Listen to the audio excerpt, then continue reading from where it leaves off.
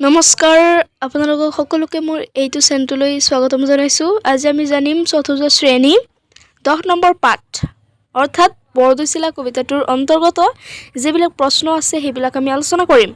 তো আলোচনা কৰাৰ আগতে এটা কথা কৈ লওঁ যে আপোনাৰা যদি আমাৰ এই চেনেলটোলৈ নতুন হৈ থাকে তেনেহ'লে প্লিজ চেনেলটোক সাবস্ক্ৰাইব কৰি থব আৰু ভিডিঅ'টি যদি ভাল লাগে তেনেহ'লে এটা লাইক কৰি দিব। আৰু কথা নাপাতি এই পাঠটোৰ অন্তৰ্গত এই কবিতাটোৰ অন্তৰ্গত যিবিলাক প্ৰশ্ন আছে সেইবিলাক আমি আলোচনা কৰোঁ আহক। তো ইয়াতে পোনপ্ৰথমতে ক নম্বৰটো কৈছে বৰদৈচিলা পদ্যটো কোনে ৰচনা কৰিছে। বৰদৈচিলা কবিতাটো কোনে ৰচনা কৰিছিল? ইয়াৰ উত্তৰটো হ'ব বৰদৈচিলা কবিতাটো হেমচন্দ্ৰ গোস্বামীয়ে ৰচনা কৰিছিল। বৰদৈচিলা পদ্যটো হেমচন্দ্ৰ গোস্বামীয়ে ৰচনা কৰিছিল।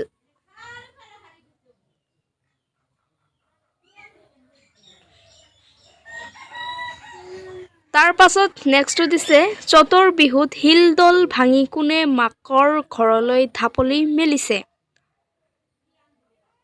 এইটো তোমালোকৰ কিতাপৰ এটা ছবি দিয়া আছে, চালে তোমালোকে গম পাবা সেইটোৱে হ'ব উত্তৰ। তো চতৰ বিহুত শিলডল ভাঙি কোনে মাকৰ ঘৰলৈ ঢাপলি মেলিছে। ইয়াৰ উত্তৰটো হ'ব চতৰ বিহুত শিলডল ভাঙি বৰদৈচিলা মাকৰ ঘৰলৈ ঢাপলি মেলিছে। হয়নে? বৰদৈচিলা মাকৰ ঘৰলৈ ঢাপলি মেলিছে।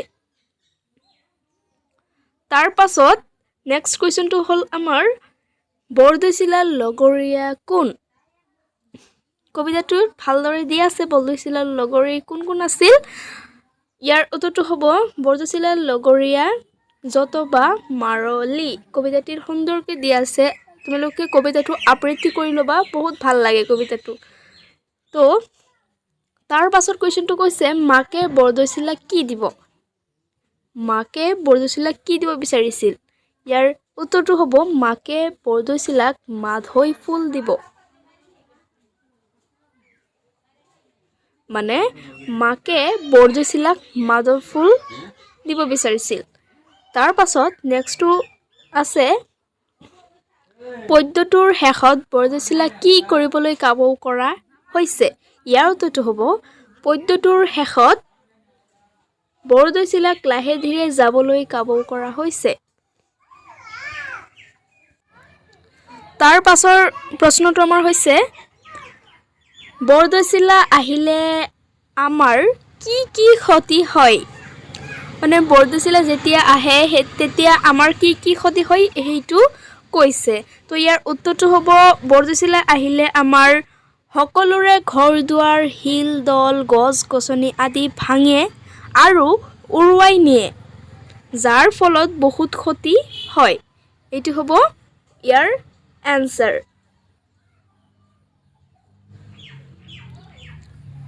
তাৰ পাছত নেক্সট প্ৰশ্নটো হৈছে বৰদৈচিলাক আদৰণি জনাবলৈ কবিয়ে কি কি কৰাৰ কথা কৈছে। ইয়াৰ উত্তৰটো হ'ব বৰদৈচিলাক আদৰণি জনাবলৈ কবিয়ে চোতালত বৰপীৰা কাকৈ ফণি আদি থোৱাৰ কথা কৈছে।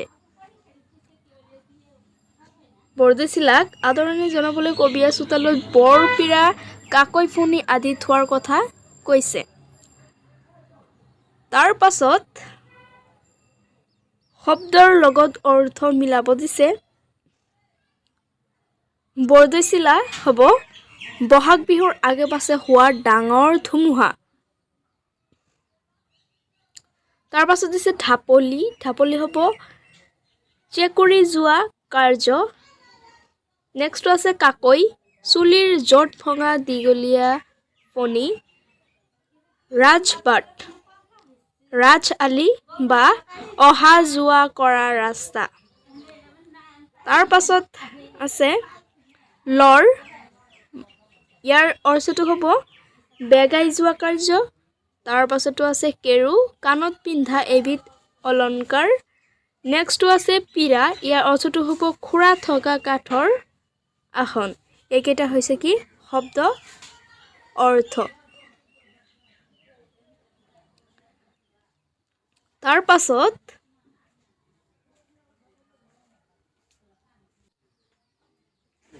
পাছত আকৌ এটা প্ৰশ্ন দিছে, বৰদৈচিলাক মাকৰ ঘৰ আহি পালে কোনে কি দিব লিখা। এইটো হৈছে প্ৰশ্নটো সুধিছে, বৰদৈচিলাক মাকৰ ঘৰ আহি পালে কোনে কি দিব লিখা। ইয়াতে মাকে দিব কি মাধৈ ফুল, বাপেকে দিব খাৰু, ককায়েকে দিব কাপোৰ কানি আৰু ভায়েকে দিব কেৰু। এই কথাষাৰ কবিতাটোত সুন্দৰকৈ লিখা আছে। কবিতাটো পঢ়ি ভাল লাগে। তোমালোকে কবিতাটো আবৃত্তি কৰি ল'বা। পৰীক্ষাত কেতিয়াবা কবিতাটো 8 শাৰী বা 10 শাৰী লিখিব দিয়ে। বহুত ভাল লাগে কবিতাটো। কবিতাটো আছিল কি বৰদৈচিলা।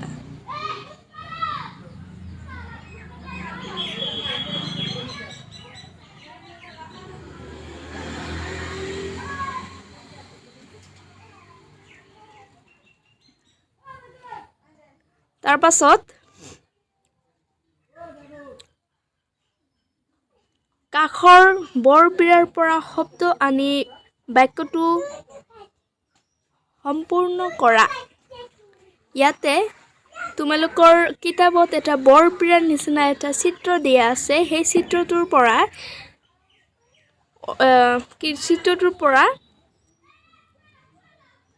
শব্দ আনিব দিছে। মানে বৰপীৰা হয় এইটো চিত্ৰটো।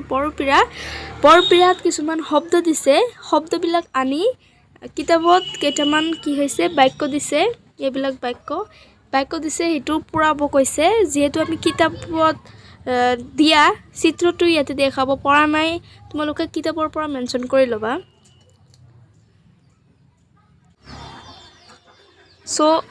চিত্ৰটোত ভালদৰে দিয়া আছে আৰু চিত্ৰৰ কাষতে কেইটামান শব্দ দিছে, কেইটামান বাক্য দিছে, সেইটো পূৰাব কৈছে। তো খালী ঠাইবোৰত ইয়াতে দেখুওৱাৰ দৰে তোমালোকে লিখিবা। ক নম্বৰটো দিছে, চুলি আঁচৰিবলৈ ডেছ ব্যৱহাৰ কৰা হয়। কিতাপত তোমালোকৰ এনেকুৱা খালী থৈছে, সেই খালী ঠাইটো তোমালোকে ইয়াতে কাকৈ দিয়া আছে, কাকৈটো বহাই ল'বা। তাৰ পাছত দিছে বহাগ বিহুৰ আগে পাছে, তোমালোকৰ কিতাপত ডেছটো দিয়া আছে, ডেছ চিন দিয়া আছে। ডেছ চিনত তোমালোকে এইটো বৰদৈচিলা আহে, বৰদৈচিলাটো তাতে বহাই ল'বা। তোমালোকৰ এনেকুৱা টাইপৰ এটা পীৰা দিয়া আছে, বৰপীৰা দিয়া আছে। বৰপীৰাটোত কিছুমান শব্দ দিয়া আছে।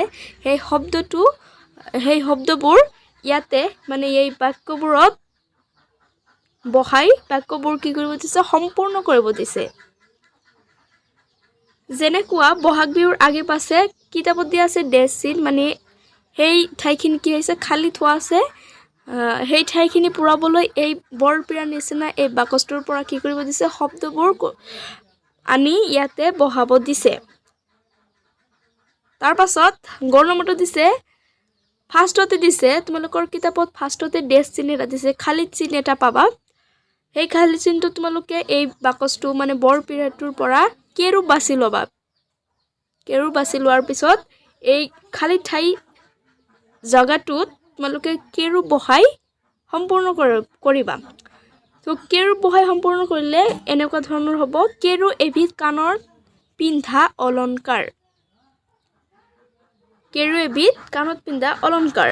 তাৰ পাছত দিছে ঘ নম্বৰটো, সাধাৰণ পীৰাতকৈ ডাঙৰ কাঠৰ আসনক ডেছ বোলে।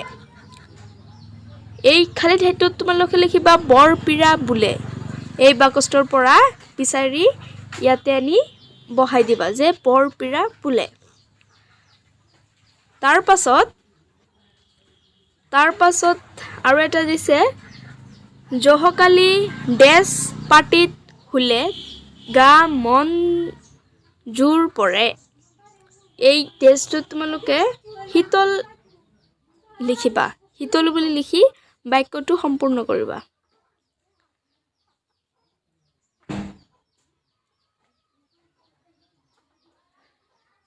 নেক্সট আৰু এটা প্ৰশ্ন দিছে, মূৰৰ চুলি মেলাই মানে মূৰ আঁচৰি। কবিয়ে বৰদৈচিলাক কিহেৰে মূৰ আঁচৰি যাবলৈ কৈছে? ইয়াতে কবিয়ে বৰদৈচিলাক কাকৈ ফণীৰ মূৰ আঁচৰি যাবলৈ কৈছে। তাৰ পাছত নেক্সটটো দিছে বিপৰাৰ্থক শব্দ লিখা। বিপৰীতাৰ্থক শব্দ লিখিব দিছে। ফাৰ্ষ্টতে দিছে বেগাই, মানে বিপৰীত হ'ব লাগে হা। বেগাই হ'লে কি হ'ব? লেহেম। উষ্ণ হ'লে হ'ব শীতল। উঠিবলৈ হ'লে হ'ব বহিবলৈ। ইয়াত হ'লে হ'ব তাত। এইকেইটা হ'ল কি? বিপৰীত শব্দ।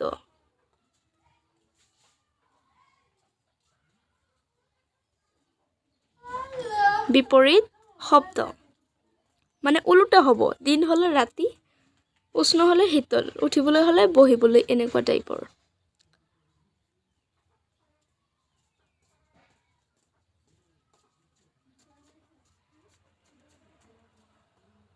তাৰ পাছত আৰু এটা প্ৰশ্ন দিছে, তলত শব্দবোৰেৰে একোটাকৈ বাক্য ৰচনা কৰা। ইয়াতে এটা দিছে বৰদৈচিলাৰে দি এটা বাক্য ৰচনা কৰিব লাগে। তাতে তোমালোকে লিখিবা, বহাগ বিহুত বৰদৈচিলা মাকৰ ঘৰলৈ যায়। এইটো হৈ গ'ল এটা বাক্য। নেক্সটটো দিছে শিলডল ভাঙি, বৰদৈচিলাই মাকৰ ঘৰলৈ যাওঁতে শিলডল ভাঙি নিয়ে। আৰু দিছে শীতল পাটি, গৰম দিনত শীতল পাটিত শুই ভাল লাগে। তোমালোকে বেলেগ কৰি লিখিব পাৰা, গতিকে ইয়াতে যিহেতু দি দিছোঁ ইয়াৰ পৰা চাই তোমালোকে লিখিব পাৰিবা। নেক্সটটো দিছে ঢাপলি মেলা, ৰহিমে ৰামৰ ঘৰলৈ যাবৰ বাবে ঢাপলি মেলিছে। এইটো হৈ গ'ল। তাৰ পাছত আছে মূৰৰ চুলি মেলাই, বৰদৈচিলাক কবিয়ে মাকৰ ঘৰলৈ যাওঁতে মূৰৰ চুলি মেলাই যাব কৈছে। এইটো হৈ গ'ল মূৰৰ চুলি মেলাই দি এটা বাক্য। এনেকৈ তোমালোকে খুব সুন্দৰকৈ বাক্যবোৰ সাজি ল'ব পাৰিবা। তাৰ পাছত নেক্সটটো দিছে তলত দিয়া শব্দবোৰৰ বিপৰীত লিংগ লিখা। এইকেইটা হ'ল কি? বিপৰীত লিংগ। এটা দিছে পুলিংগ আৰু আন এটা দিছে স্ত্ৰীলিংগ। পুলিংগৰ পৰা স্ত্ৰীলিংগ ট্ৰেন্সলেশ্যন কৰিব লাগে। চ' বাপেক হ'লে কি হ'ব? মাক। ককায়েক হ'লে হ'ব বায়েক। ভায়েক হ'লে হ'ব ভনীয়েক। পেহাক হ'লে হ'ব পেহীয়েক। শহুৰেক হ'লে হ'ব শাহুৱেক। এইকেইটা হ'ল কি? পুলিংগৰ পৰা স্ত্ৰীলিংগ কৰিলোঁ আমি হা। পুলিংগৰ পৰা স্ত্ৰীলিংগ কৰিব দিছে। বিপৰীত শব্দবোৰ বিপৰীত লিংগ, মানে পুলিংগ হ'লে স্ত্ৰীলিংগ কৰিব দিছে। আৰু